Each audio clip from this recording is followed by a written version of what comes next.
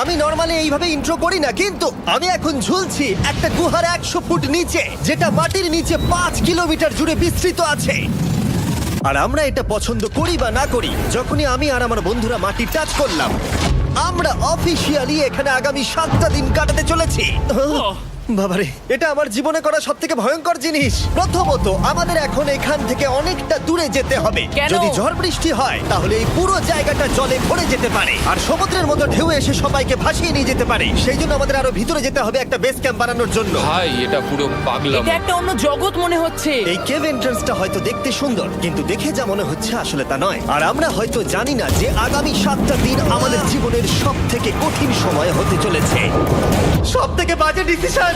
ঠিক আছে, আর কিছুক্ষণের মধ্যেই অন্ধকার হতে চলেছে। ক্যাম্প না করলে আমরা বিপদে পড়বো। আমরা কোথায় যাচ্ছি সেটা কি বলবে? আমাদের ক্যাম্প সেটআপের জন্য একটা ফ্ল্যাট গ্রাউন্ড খুঁজতেই হবে। কেভের ভেতরে ঢোকার পরে আমরা এমন একটা জায়গা খুঁজে পেলাম যেটা অনেকটা উঁচুতে থাকায় আমরা জল থেকে সুরক্ষিত থাকতে পারবো। তার মানে এটা ক্যাম্পের জন্য পারফেক্ট। পারফেক্টটা একটু বেশি হয়ে গেল। মোটামুটি বলা যেতে পারে। ঠিক আছে, ক্যাম্পের জন্য মোটামুটি। প্রথম দিনের বাকিটা আমরা কাটিয়ে দিলাম আমাদের জিনিসপত্র আনতে। প্রত্যেকটা ব্যাগের ওজন প্রায় 80 পাউন্ড। আর যেমনটা তোমরা ফুটেজে দেখছো, আমরা এটা করতে 4 ঘন্টা লাগিয়ে দিলাম। এখান থেকে যাওয়া খুব কঠিন। তারপরে আমরা সবাই বেস ক্যাম্পে ফিরে গেলাম। ঠিক আছে, আমরা এখানে লাইট লাগিয়ে দিলাম। আমাদের সব জিনিসপত্র হোম বেসে চলে এসেছে। একটু ক্যামেরাটা ওদিকে দেখাবে? ওদিকটা কিন্তু ভয়ানক অন্ধকার, আর সবসময় এরকমই থাকবে। তাই আমরা ক্যাম্পিং গ্রাউন্ডের জন্য খুব বেশি কিছু করতে পারলাম না। কটা ফুটো করে দড়ি টাঙিয়ে দিলাম। এটা ধরো আর ওঠো দেখি।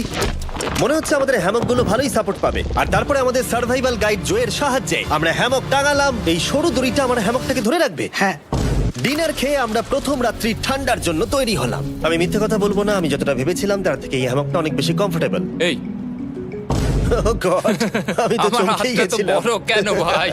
এই কেভটা 2.5 কিলোমিটার ডিপ, আর আমরা এখন এন্ট্রান্সের কাছেই ক্যাম্পিং করছি। কাল আমরা অনেক কিছু এক্সপ্লোর করব। তোমরা কেমন ঘুমালে?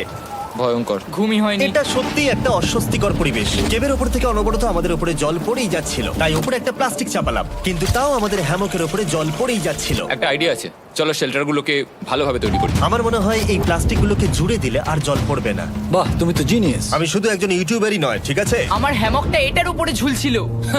মানে দেখো, আমি আরেকটু হলে হ্যামক থেকে নেমে পড়ে যেতাম। আর আমরা সেই সময় এটা বুঝতেই পারিনি যে এই গর্তটা প্রায় 40 ফুট গভীর। তাই যখন আমি আর শন প্লাস্টিকগুলোকে জুড়ছিলাম, তখন ম্যাক আর কার্ল এই গর্তটা কতটা ভয়ঙ্কর সেটা দেখতে গেল। আমার হ্যামকটা দেখতে পাচ্ছো? ওখানে আমি ঘুমোচ্ছিলাম। এদিকটা দেখো। আর যেহেতু এই কেভে সব একই রকম দেখতে, তাই আমাদেরকে ফলো করা অনেকটাই কঠিন ছিল। এই ম্যাপে তোমরা আমাদের হোম বেস দেখতে পারবে, আর দেখতে পারবে ওরা ওখান থেকে কত দূর হ্যাঁ, যাচ্ছে। এটা তো খুবই ভয়ঙ্কর। ভাই এটা পাগলামো। আর যখন ছেলেরা র্যান্ডমলি এক্সপ্লোর করছিল, তখন আমি আর শন ক্যাম্পে কাজ করছিলাম।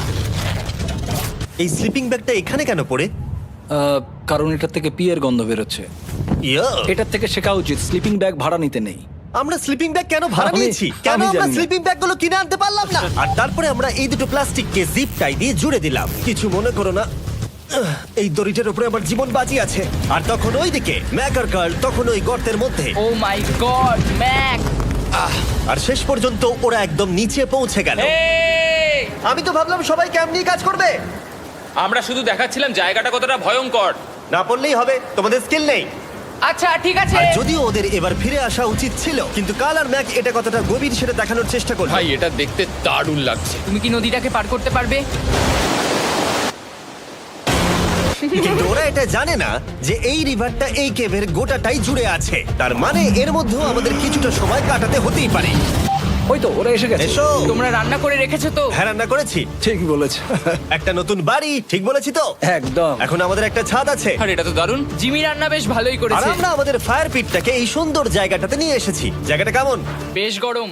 আরামদায়ক। এই পাথরগুলো গরমটাকে ধরে রাখবে এবং ওপর থেকে যে পি পড়ছে সেগুলোকে আটকে দেবে। ওটা পি নয়। তাহলে ওটাকে কি বলবো? যদি জানি না, হয়তো বৃষ্টির জল হবে। না, এটা বৃষ্টি নয়, পাথর মানে ইয়ে তুমি করছে। এই একটু উপরে দেখাও। তুমি মেঘ দেখতে পাচ্ছো? পাথর দেখা যাচ্ছে। এটা বৃষ্টি নয়, রক পি। Rock P. ঠিক আছে, রক পি। ঠিক আছে, এটা রক পি। আর একটা শুকনো রাত ঘুমিয়ে কাটাবার পরে আমরা ঠিক করলাম জো আমাদের সার্ভাইভাল এক্সপার্ট, তাকে নিয়ে আমরা কেভের শেষ প্রান্ত অব্দি যাব। Cave, cave! Cave, cave, cave! Cave. দেখা যাক আমরা কেভের কতটা গভীরে যেতে পারি। তোমরা কিন্তু মনে রাখবে আমরা সবেমাত্র কেভের এন্ট্রান্সের দিকেই আছি, আর আমাদের ইচ্ছা এই কেভের শেষ প্রান্ত অব্দি যাওয়া, অবশ্যই না মরে গিয়ে। ও মাই গড, এটা তো খুবই স্টিফ। আরে এটা তো সবে শুরু। আমরা কেভের আরো গভীরে এসেছি। তোমরা সবাই সাবধানে আসবে। এটা খুবই ছোট জায়গা, আমার মনে হয় না এখান থেকে আমি যেতে পারবো। কেভ এক্সপ্লোরের ইন্টারেস্টিং জিনিসটা হলো যা হোক করে আমাদের এই ছোট্ট ফাঁকগুলোর মধ্য দিয়ে এগিয়ে যেতে হবে। ও মাই গড, খুব ছোট জায়গা। আর তারপরেই খুব বড় একটা জায়গা আসবে, সেটা এতটাই বড় যে কিছু না দেখতে পাওয়ার জন্য এটা করতে হলো। ও মাই গড। এবার আমি সব দেখতে পাচ্ছি, এটা দুর্দান্ত। এটার তো অনেক আলো। ভাই জায়গাটা কতটা সুন্দর দেখো। বাপরে কি আলো, আমি তো তাকাতেই পারছি না। আমি তো অন্ধ হয়ে যাব মনে হচ্ছে। এ বাবা, এটা কি হলো? আমরা বোধহয় ঠিক মতো এটাকে ব্যবহার করতে জানতামই না। চলো এগিয়ে যাই। আর তাই আমরা এগোতে থাকলাম। এই যে এই জায়গাগুলো, এগুলো খুব ভালো ধরার এখানে? জায়গা। এগুলো ধরে এখান থেকে পা ঘুরিয়ে চলে আসতে পারবে। এইভাবে কি? হ্যাঁ, একদম পারফেক্ট। জো সব থেকে ভালো কেভ গাইড। এভাবে কেউ গাইড করতে পারবে না। ঠিক আছে, এইবার ব্যাপারটা ইন্টারেস্টিং হবে। কি? এটা কি? এখান থেকে আমাদের ওয়েট শুট পরে সাঁতার কেটে যেতে হবে। গতকাল ম্যাক আর কার্ল এটা নিয়ে মজা করছিল, কিন্তু এই কেভে আমাদের পরের অ্যাডভেঞ্চারটা ছিল একটা প্রায় জমে যাওয়া নদীর মধ্যে। ও মাই গড, এটা তো পাগলামি! তার মানে আমাদের ওয়েট শুট পড়তেই হবে যাতে আমাদের হাইপোথার্মিয়া না হয়। আমরা এটা কেন করছি? এই এক্সপেরিয়েন্সটা তো জীবনে একবারই হবে। কি? এটা করলে হয়তো আর নাও বেঁচে থাকতে পারি। আমাদের এই কেভের শেষে পৌঁছতে হলে আমাদের এই নদীর মধ্য দিয়ে, এই ছোট্ট ফাঁকগুলোর মধ্য দিয়ে সাবধানে ধীরে ধীরে এগিয়ে যেতে হবে। আস্তে আস্তে নামো, স্রোতের কারণে পা পেছনে টানতে পারে। ঠিক আছে, আমি তাহলে নামছি। তুমি ওই দেয়ালগুলো ধরে ধরে এগোতে থাকো আস্তে এটা তো আস্তে। খুব ঠান্ডা। তুমি পারবে জিমি। জানি না এখানে ঢুকতে পারবো কিনা। জিমি, এবার তুমি জল থেকে উঠে দাঁড়িয়ে পড়ো। Oh my God! এটা সত্যি একটা পাগলামি। এখানে কি ঠান্ডা! যখন তোমরা খুব ঠান্ডা জলের মধ্যে থাকবে তখন একটা পাথরকে ধরে এগিয়ে চলা খুব কঠিন হবে। ও মাই গড, এটা সত্যি পাগলামি। ব্যাক গার্ড, চলে আসো। আমার ভয় লাগছে। চলো চলো, পারবে। ভাই। এগোতে থাকো, পেছন দিকে তাকিও না। একবার দেখো আমরা কি করছি। কিন্তু এই বাধাগুলো এতটা কঠিন ছিল না সামনে যা আসতে চলেছিল তার তুলনায়। আমরা পেরেছি। কেভ কেভ কেভ এই, কেভ। একটা কথা শোনো, আমরা 10% আসিনি। তার মানে এখনো আমরা শুধুমাত্র সার্ফেসেই রয়েছি, আর শেষ প্রান্তে পৌঁছতে হলে আমাদেরকে আরো 2 কিলোমিটার যেতে হবে। যেরকম তোমরা দেখতে পাচ্ছ এখানে 24/7 বৃষ্টি হয়, তাই আমি একটা আড্ডা মারার জায়গা তৈরি করেছি যেখানে আমরা কেউ ভিজবো না। আমি ভাবছি আমি যদি এটা না বানাতাম তাহলে কি হতো। আমি নিশ্চিত যে ওদের একটা ভেজা পাথরের উপর শুতে হতো। আমাদের ক্রমাগত এগিয়ে যেতে হবে এবং শরীরটাকে ভিজে রাখতে হবে। ঠিক আছে। নইলে আমাদের শরীরের তাপমাত্রা কমে এটা যাবে। এতটা কঠিন কেন? সব থেকে বাজে ব্যাপার হলো আমরা যতটাই দিকে এগোবো ততটাই আমাদের পিছন দিকে ক্যাম্পে ফিরতে হবে। আমাদের পরের বাধাটা হয়তো জলের মধ্যে নয়, কিন্তু তার মানে এটা নয় যে সেটা সহজ হবে। আরে এটা কি মাকড়সার জাল? কিন্তু আমি মাকড়সা দেখতে পাচ্ছি না তার কেন? মানে ওটা আমাদের উপরে আছে। আরে তোমার গায়ে, তোমার গায়ে। আমার বন্ধুরা বলতে বাজে, এই গেমটা মিস্টার বিস ভিডিওর মতো, যত এগোবে ততই কঠিন হবে। সত্যি কথা বলতে যদি আমাদের সাথে জো না থাকতো আমরা মরেই যেতাম। আর 3 ঘন্টা পরে জো আমাদের জন্য একটা বাজে খবর নিয়ে এলো। জল অনেকটা বেড়ে গেছে আর আমরা অনেকটা সময় লাগিয়ে ফেলেছি, তাই আজকে আমাদের আবার ক্যাম্পে ফিরে যেতে হবে। আমি মানবো না। তুমি সেফটি এক্সপার্টের কথা অমান্য করতে পারো না। আমি এটা মানবো না। সত্যি কথা বলতে আমাদেরকে ফিরতেই হতো, কারণ এর আগে আমরা শুট করতে অনেকটাই সময় নষ্ট করে দিয়েছি। তারপর ফ্লেয়ার নিয়ে খেলেছি, তাই আমরা ফিরে যাচ্ছি আর এই মিশনটা আমরা পরের দিন আবার শুরু করব। শন, আমরা এসে গেছি। আরে তুমি এখানে কি করছিলে? এখন তোমরা কেউ ভিজবে না। আমি তো জানতামই না এই লাইটগুলো আমরা এনেছি। এগুলো দারুণ লাগছে তাই না? দুঃখের বিষয় আজকে আমরা মাত্র 20% এগোতে পেরেছি, কিন্তু বিশ্বাস করো আমরা শেষ পর্যন্ত অবশ্যই যাব আগামী কয়েকদিনের মধ্যেই। আমার মনে হয় না। কোনোদিনই হবে না। আমি তো বললাম। আমরা ডে 4টা রেস্ট নেব আর ডে 5-এ চেষ্টা করব এই কেভের শেষ অবধি যাবার। দেখা যাক কি হয়। ডে 3-তে মজা হলো, কালকে আবার দেখা হচ্ছে।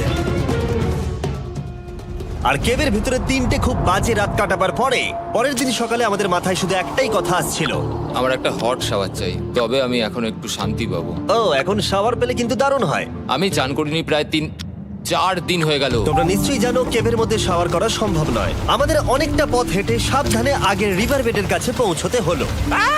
ও মাই গড! আমি আমার ব্রেনকে ফিল করতে পারছি। আমি এভাবে ব্রেনকে ফিল আমার করিনি। কপালটা জমে গেল পুরো। চলো ড্রোন দিয়ে মাথার চুলগুলো শুকিয়ে নি। এদিকে এসো ড্রোন। ও দাঁড়াও দাঁড়াও দাঁড়াও, এটা কিন্তু কাজ করছে। হ্যাঁ দারুণ কাজ করছে। ড্রোন থাকতে হেয়ার ড্রায়ারের কি দরকার? আর চুল শুকানোর পর আমরা জয়ের সাথে জার্নির প্ল্যান করতে বসলাম। এটা কি জো? এটাই কেভের ম্যাপ। আগেরবার আমাদের থামতে হয়েছিল কারণ জল খুব জোরে বইছিল। এখন বৃষ্টি কম হচ্ছে, তাই কালকে আমরা নিশ্চয়ই এই কেভের শেষে পৌঁছে যাব। এটা ভয়ঙ্কর হতে চলেছে। প্রথমে আমাদের কালকে যেখান দিয়ে গেলাম সেখান দিয়ে আগে যেতে হবে। জলের মধ্যে ঝাঁপ দিতে হবে এবং পাথর দেখে হাঁটতে হবে। এগুলো সবকটা আমরা যদি পার করতে পারি তাহলে আমরা গ্লো ওয়ার্ম চেম্বারে পৌঁছে যাব। কেমন দেখতে তুমি সেটা বলো না, আমি তোমাদেরকে সারপ্রাইজ দিতে চাই। তোমার মনে হয় আমরা পারবো? ওইসব বাদ দাও, আমরা ঠিক কালকে পৌঁছে যাবো। কালকের প্ল্যান আমরা চক আউট করে নিয়েছি। আমরা রেস্ট করছি আর ফেস্টিভ্যাল স্মোর্স খাচ্ছি আমাদের এনার্জি রিগেন করতে। সবাইকে চিয়ার্স। জো এই প্রথমবার ফেস্টিভ্যাল ও, স্মোর্স দারুণ। খাচ্ছে। জো সত্যি কথা বলবে। এটা দারুণ, তাহলে ভালো লাগলো?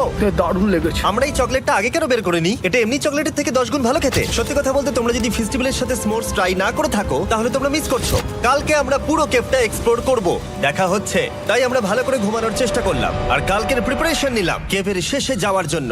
আমরা আমাদের জীবনের সবথেকে ডেঞ্জারাস জার্নি করতে চলেছি। ডে 3 এর অভিজ্ঞতা মাথায় রেখে আমরা কম শুট করেছি যাতে আমরা সামনের দিকে তাড়াতাড়ি এগোতে পারি। উহ, জলটা খুব ঠান্ডা। হ্যাঁ, আগের দিনের মতোই, খুব ভালো। এই তো আর যাতে আমরা সবাই বেঁচে ফিরতে পারি তাই জো ছাড়াও আরেকজন সার্ভাইভাল এক্সপার্টকে আমরা নিয়ে এসেছিলাম। এখানেই আমরা ডে 3 তে আটকে গেছিলাম। এখন আমরা কি করব? এবারে আমরা অনেক তাড়াতাড়ি এসেছি। আমাদের পিছনে ঘন অন্ধকার, কোথায় যাব? এই রাস্তাটা অনেক সরু এবং হ্যাঁ। স্রোত প্রচুর বেশি, তাই আমরা দেয়ালগুলো ধরে ধরে আস্তে আস্তে এগোবো। এই যে এইভাবে। Oh হ্যাঁ, God! এই রকটায় জাম্প করো। কয়েকটা ভালো পাথর আছে যেগুলোকে তুমি ধরে এগোতে পারবে। আরে এখানটা তো অনেক অন্ধকার। আমি আর পা পাচ্ছি না, আমি এখন মাটিতে আর পাই পাচ্ছি না। যেহেতু আমরা মাটিতে পা পাচ্ছিলাম না, তার মানে যদি আমরা পাথর ছেড়ে দিই তাহলে এই জলের স্রোত আমাদেরকে ভাসিয়ে নিয়ে যেতে পারে। জো, আমরা কি করব? আমি এটা ধরে এসেছি, তুমি এটা ঠিক আছে, ধরো। আমি তো দেখতেও পাচ্ছি না কোথায় যাচ্ছি। জো, স্রোত আমাকে ভাসিয়ে নিয়ে চলে যাচ্ছে। আমি তুমি করবো কি করে? পারবে, পারবে। শুধু মুখটা এখান থেকে ঢুকিয়ে দাও, আমি হেল্প করছি। এখানে আমি ঢুকবো? হ্যাঁ, এই গর্তের মধ্যে। এই তো, খুব ভালো। এটা আমার জীবনের সবথেকে বিপজ্জনক অ্যাডভেঞ্চার। আমরা এখন কেভের অনেক গভীরে চলে এসেছি আর এবার আমাদের সামনে প্রথম বড় বাধা। এখানে জলের একটা ঘূর্ণাবর্ত আছে, যদি তুমি এর মধ্যে পড়ে যাও তাহলে তোমাকে একদম নিচে নিয়ে চলে যাবে। মানে আমরা পড়ে গেলে মরে যেতে পারি। হ্যাঁ, মানে আমরা মৃত্যুর সাথে খেলা করছি। এটা এতটা বিপজ্জনক হতে পারে আমি সত্যিই ভাবিনি। খুব ভালো। এই তো, তাহলে কি আমার পা এখানে হ্যাঁ, রাখবো? রাখো রাখো।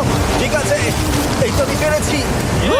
এটা আমার ভাবনার থেকেও বেশি কঠিন ছিল। এই নদীটা কতটা শক্তিশালী এই গোটা কেভটাকে তৈরি করেছে। কিন্তু মজার ব্যাপার হলো আমরা পাথরের মতো শক্তিশালী নই। আমি শুধুমাত্র মানুষের মতোই শক্তিশালী। সৌভাগ্যবশত কার্ল এই অ্যাডভেঞ্চারে লিড করেনি, তার বদলে আমরা একজন অ্যাভেঞ্জার জোকে পেয়েছি। ও কতটা এক্সপার্ট তার প্রমাণ হিসেবে বলতে পারি। সে লিটারালি কতটা ওপর থেকে আমাদেরকে নদীতে ঝাঁপ দিয়ে দেখালো।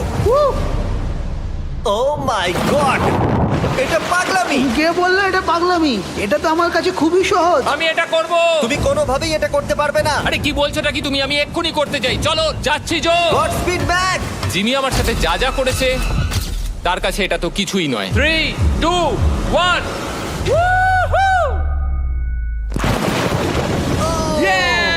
তুমি করবে? না, আমরা না এগুলো শেষ পর্যন্ত যেতে পারবো না।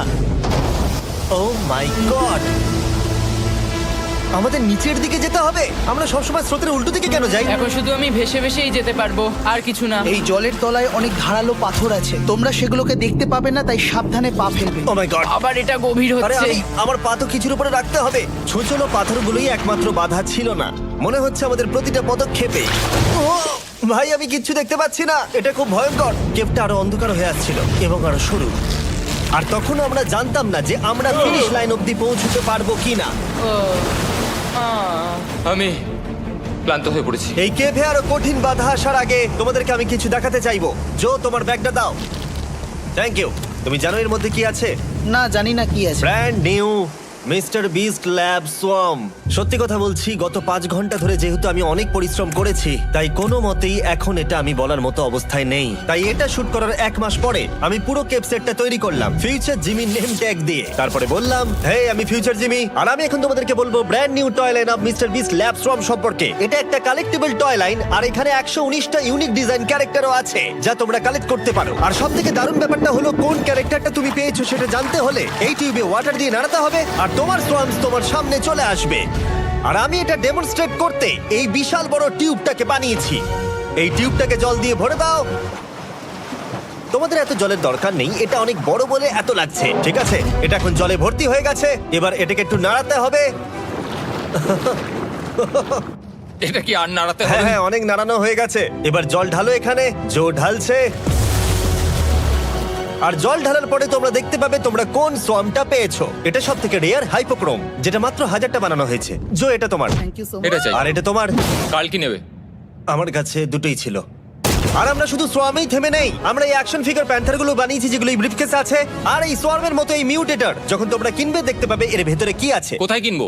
ভালো হয়েছে জিজ্ঞাসা করলে। মিস্টার বিস্ট ল্যাব টয়েস এখন তোমরা পৃথিবীর সব জায়গায় পেয়ে যাবে। এগুলো সব বেরিয়ে গেছে, তোমরা গিয়ে কিনে নাও। আর কেবের মধ্যে অনেক সমস্যা পেরোনোর পরে আমরা ফাইনালি পৌঁছে গেলাম গ্লো ওয়ার্ম চেম্বারে। ভাই এবার খুব ভালো লাগছে। ঠিক আছে টিম, তোমাদের গ্লো ওয়ার্ম চেম্বারে স্বাগত। এ তো দারুণ। এটা দারুণ লাগছে। ভাই এটা পৃথিবী মনে হচ্ছে না এখানে একদমই। যে আলো তোমরা দেখতে পাচ্ছ সেগুলো আসলে ছোট্ট ছোট্ট বায়োলুমিনেসেন্ট গ্লো ওয়ার্ম তৈরি করেছে। এটা দেখতে অনেকটা মিল্কি ওয়ে গ্যালাক্সির মতো লাগছে। ওয়াও! আর এই মুহূর্তটা, এই ভিউ, সত্যি বলতে এই ট্রেকের সমস্ত ক্লান্তি যেন দূর করে দিল। এখানে অবধি পৌঁছানো যেন সত্যি একটা অ্যাচিভমেন্ট ছিল। কিন্তু এখন আমাদের যাত্রা শেষ হয়নি, কারণ আমাদের এখান থেকে এখন বেস ক্যাম্পে ফিরতে হবে। আজকে ডে 6 হতে চলেছে, এখনো ওরা আসেনি আর আমি খুব ক্লান্ত। আমার মনে হয় না আমি ভালো করে ঘুমোতে পারবো, ওদের জন্য খুব চিন্তা হচ্ছে। এই ট্রিপটা অনেকটাই সহজ ছিল কারণ আমরা স্রোতের সাথে ভেসে ভেসে যাচ্ছিলাম। আর যেহেতু তোমরা এই ট্রিপটা দেখেছো তাই আমরা এটাকে স্কিপ করলাম। কিন্তু সত্যি বলতে এই জার্নিটাও অনেকটা বেশি সময় নিল, কারণ আমরা ক্যাম্পে পৌঁছানোর আগেই 6 নম্বর দিন চলে এলো। শন, সবাই ঠিক আছে তো? আমার খুব চিন্তা হচ্ছিল। Happy day 6। ডে 6 খুব ভালো। এনার্জি বাড়াতে আমরা আগুনের উত্তাপ নিলাম এবং ফাইনালি আমরা কিছু খেতে পেলাম। এটা খুবই অ্যাডভেঞ্চারাস ডে ছিল। কালকে দেখা হচ্ছে, মানে আজকেই হয়তো। এটা হয় ডে কোনোদিন 6 হবে না। নাকি আজকে, না আমি জানি না। এত বড় ট্রেক সম্পূর্ণ করার পরে শারীরিকভাবে চূড়ান্ত ক্লান্ত হওয়া সত্ত্বেও জানি না কেন কিন্তু আমি একদমই ঘুমাতে পারছিলাম না।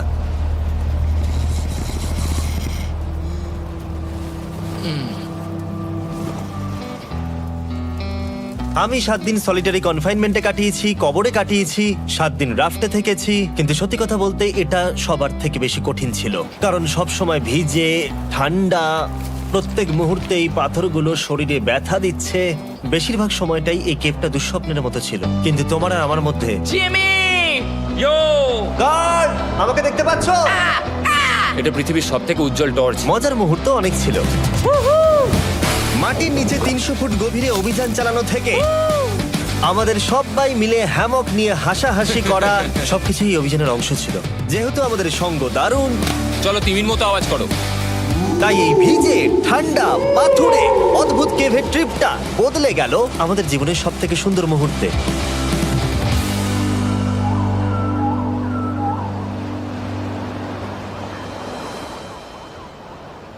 আমরা এখান থেকে যাব না যতক্ষণ না সবকিছু তোলা হচ্ছে। আর আমি সবকিছু বলেছি মানে সবকিছুই।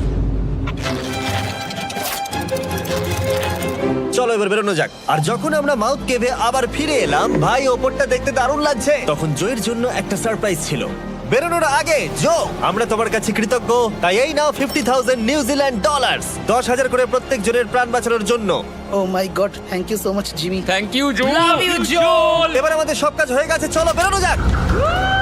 7টা দিন পরে আমরা ফাইনালি এখান থেকে বেরোচ্ছি।